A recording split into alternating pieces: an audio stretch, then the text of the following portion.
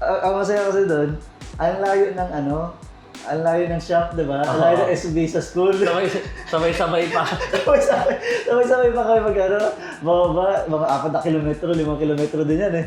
Tapos mas mauna pa kami doon kaysa sa sa school na mas malapit sa amin. O kaya, high school, lunchtime, hindi na magla-lunch, nagdodota na lang.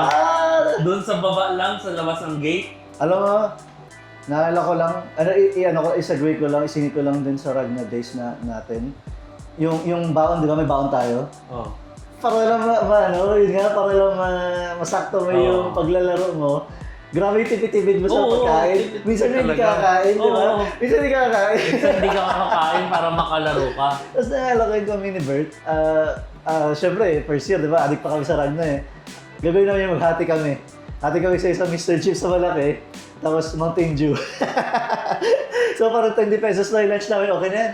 So may natira pa kaming 40 pesos na matatabi para may panglaro kami. So ganun lagi dapat may panlaro. May laging, sa baon dapat may pantabi. Oo, tapos dahil doon, natuto ko mag-budget. Kaya pagdating na nagdodota na ako na hindi na ako gumagastos sa Ragna card, ang dami ko paglaro.